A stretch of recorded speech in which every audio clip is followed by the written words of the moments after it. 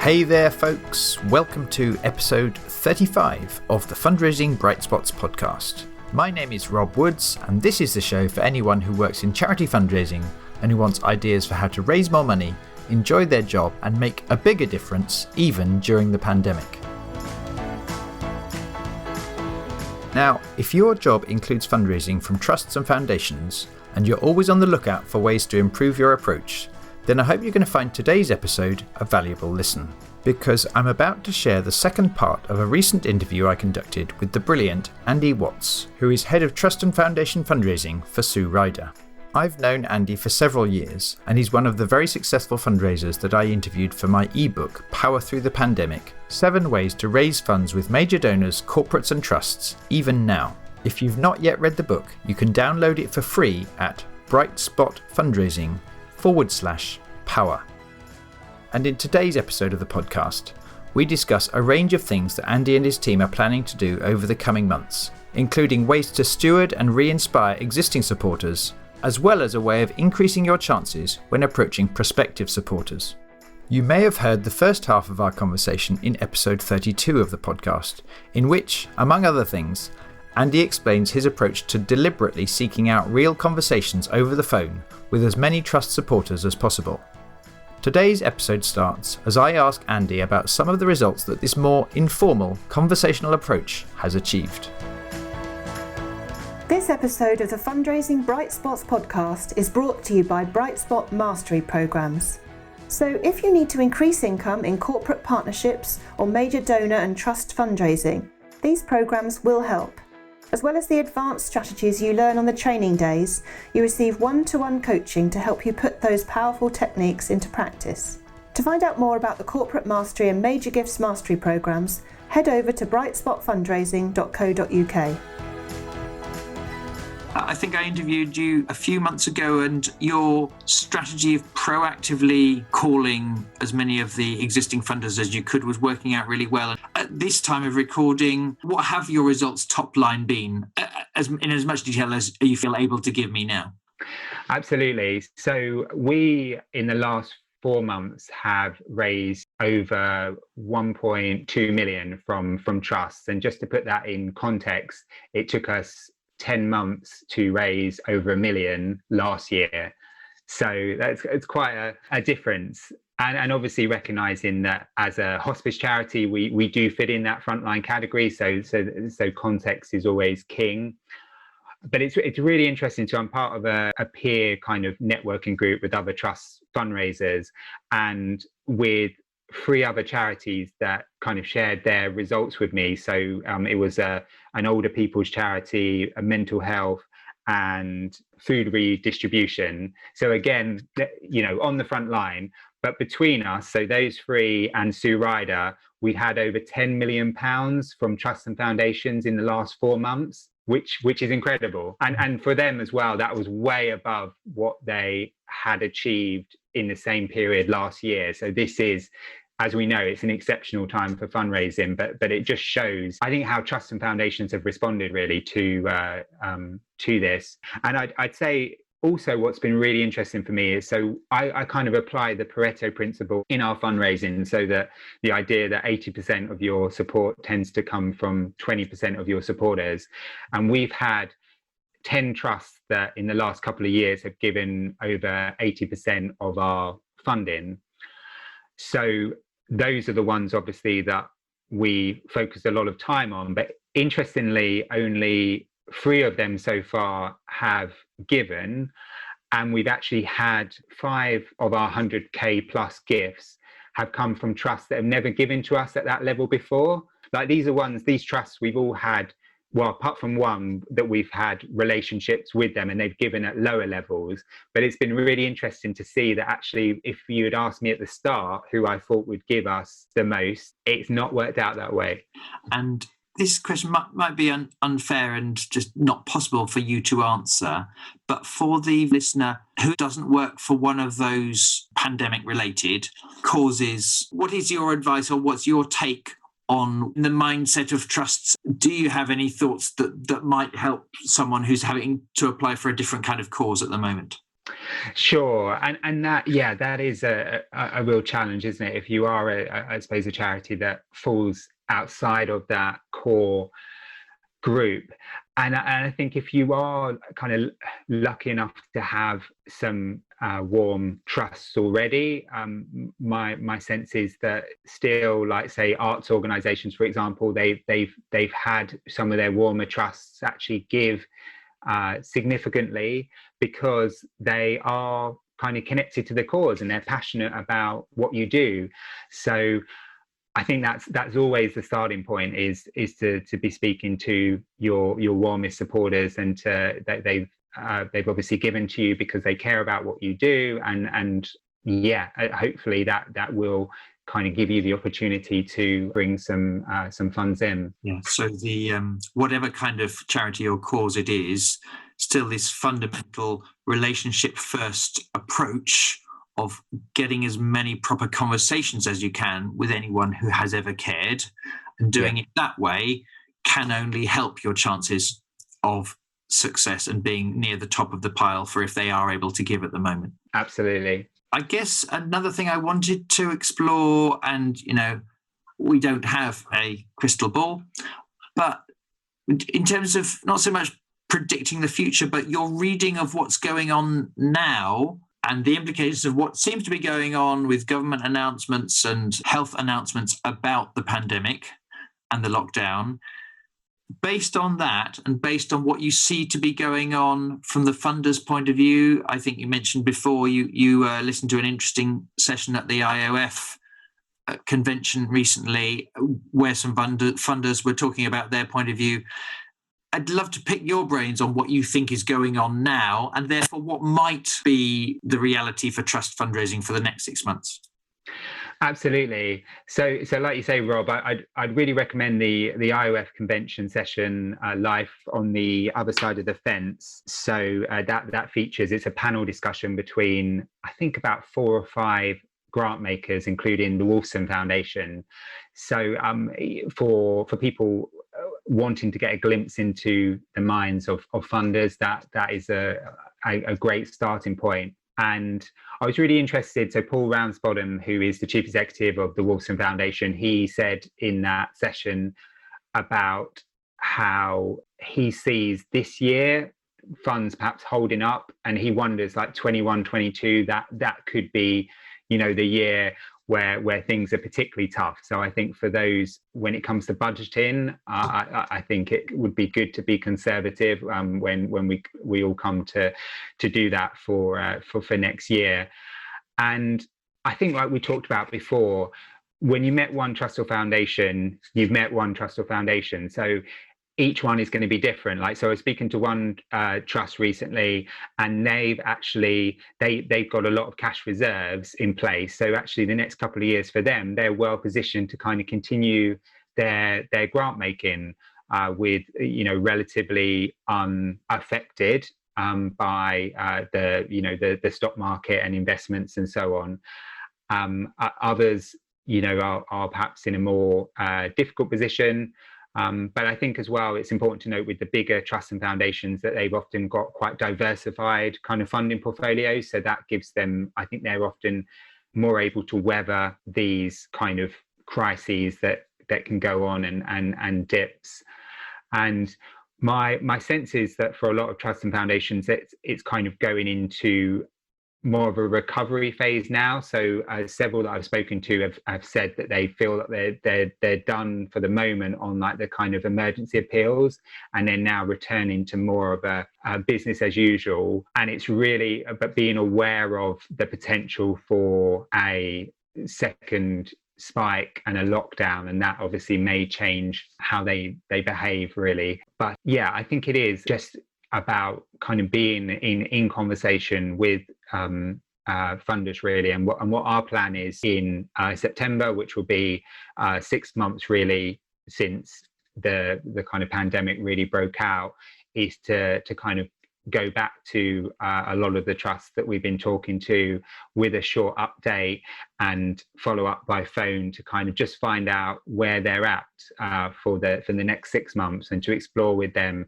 how they're thinking about giving to charities, particularly as so many would have given as part of an emergency appeal, like whether they would consider giving again this year. And I've already spoken to a couple who have given to our appeal, and they've suggested that they might consider giving to Sue Ryder again in this financial year. So I think that's an important point. I think we're trained as trust fundraisers often like to think, okay, well, it's one gift a year, and like that's, most trusts will say that's how they work. But I would very much encourage people to base it on having asked the question and got the answer from a trust rather than assuming, because you don't want to miss out on any opportunity. Yes. And to encourage that further, does your charity have more plans to create virtual events or webinars or chance to do a Q&A with the head of nursing or something? You mentioned that worked so well for funders who had funded initially. Are there plans to do it again? Yeah, absolutely. So we're actually looking at a series of webinars at the moment, and a mix of national and local. So we've got plans, in place to do a virtual tour of a. We just extended one of our neurological care centres in Scotland, so we're planning with that kind of group of donors to invite them to that, because obviously they can't be coming to see it in person at the moment.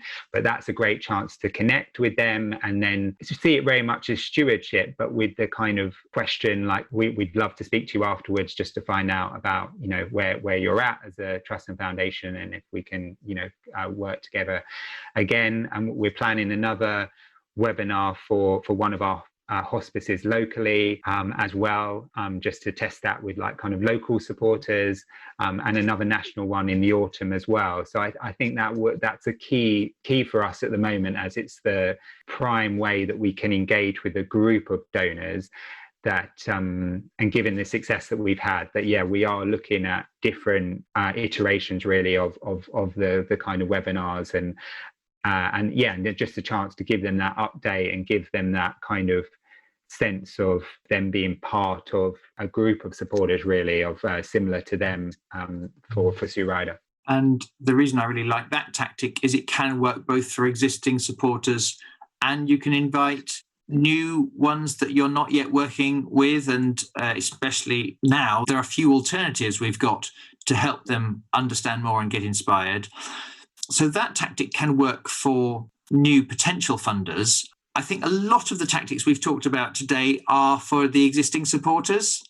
And I think a tough thing about the pandemic is existing supporters, many of them may be able to help, but it's become harder to make cold approaches. I know when you spoke at our Breakfast Club, so much of the growth, that 300% growth you were talking about, was achieved with doing better stewardship of existing supporters rather than having some magic formula for finding new ones. You said then that's as difficult as it ever was for you or anyone else. But all of that said, if we're a trust fundraiser and we need to be making some approaches to people who haven't supported before, do you have any ideas for how you do that, or tactics that are more relevant than ever for increasing our chances of a success with a relatively cold approach? Absolutely.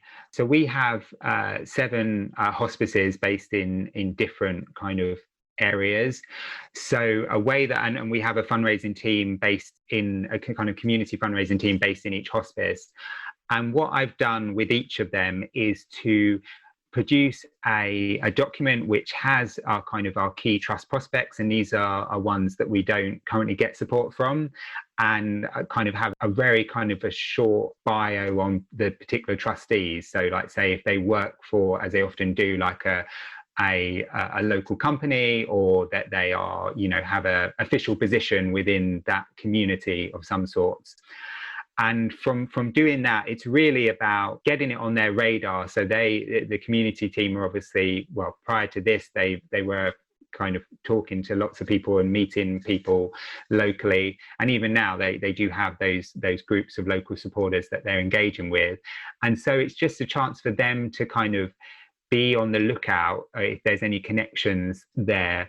And recently we have received 15,000 from trusts that hadn't supported us before, and that came about because one of my heads of fundraising at a local hospice, they had a supporter who had a connection to this trust, and they approached them on our behalf. And just because we knew that this trust supported in the community where we had a hospice, they were willing to support. So I think it's the classic. If you're a local charity, then great.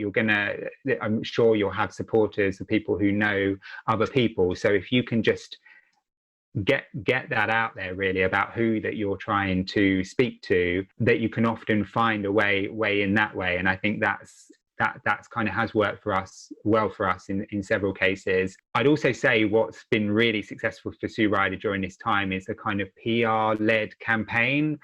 And again, like the context here is that our cause was perhaps more prominent because of hospices and the pandemic and so on.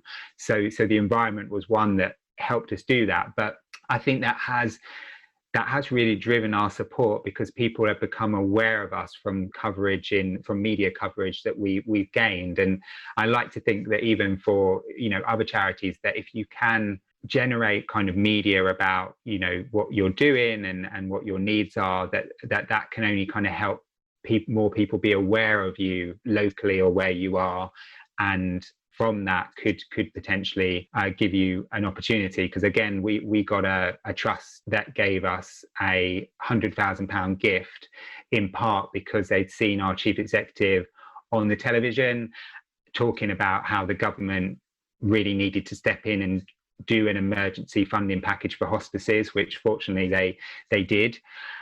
They'd seen that, and it really positioned Sue Ryder for them to say, okay, we're going to give Sue Ryder 100,000 alongside, actually, because they gave the same amount to Marie Curie. So they'd obviously Marie Curie has a much stronger brand than Sue Ryder, but because of the media we'd gained, we were able to be seen in that way. And I guess some of the people may not be able to influence whether there is going to be that kind of a PR campaign. But a key thing they can do is, if you are fortunate enough that your organisation is putting out some stories, being very proactive in how you share those links and post those articles through your own LinkedIn and social media and so on. That is a thing that is very doable. It's making use of the existing content rather than wishing there was content or expecting your colleague in PR to do all of the sharing. Absolutely, yeah. And I think, like, I know some trust fundraisers have, as part of kind of, so trusts that haven't supported them before, but they want to get on their radar, that they perhaps sent if they've got a really good news article written about you, perhaps a feature on your services in a magazine or a paper, like sending that to the trust, so unsolicited in a way, but just to say, almost as an introduction. And I guess it adds that social proof, doesn't it, of kind of that it's not you writing about yourself, it is actually a third party that is hopefully writing something really positive about you.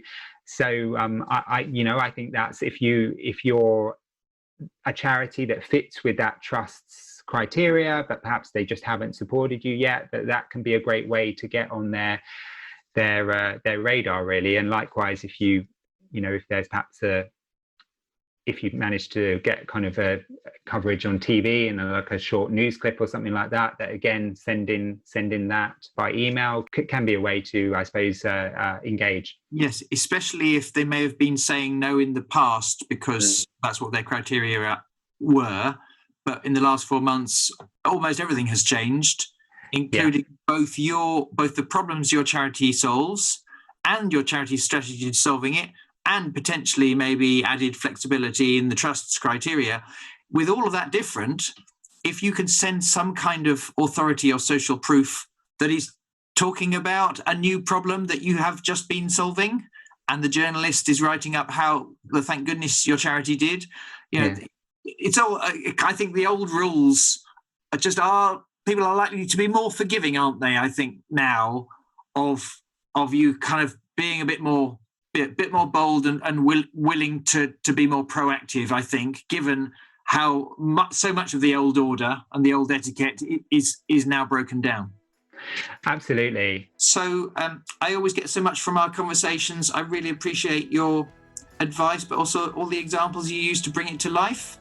Thank you ever so much. I look forward to speaking to you again in another conversation about fundraising very soon. Bye-bye, Andy. Thank you so much for listening. I hope you found hearing Andy's approach to trust fundraising was helpful. If you need to improve your results in high-value fundraising for your charity, then one thing that will help you do exactly that is the Major Gifts Mastery Programme, which is designed for trust and major donor fundraisers, and also the Corporate Partnerships Mastery Programme, if corporate is your main focus. Over the last 6 years, these 6-month programmes have helped hundreds of fundraisers to improve their skills, confidence, and fundraising results. The next programmes start in October 2020, and in this latest version, I've included powerful strategies that I've learned from dozens of outstanding fundraisers like Andy that I've interviewed in the last 5 months. The programmes are designed to help you overcome the challenges of the pandemic and achieve valuable major gifts and corporate partnerships for your charity. If you'd like to find out more, go to brightspotfundraising.co.uk/services. And if you want to get in touch or share this episode, I really appreciate your help in spreading the word so that more charities can benefit from this content that we're working hard to create. Andy and I would love to hear from you. We're both on LinkedIn, and on Twitter, Andy is at AndyWatts27 and I am at Woods_Rob. Until the next time, best of luck with your fundraising, and I look forward to sharing more bright spot strategies with you soon.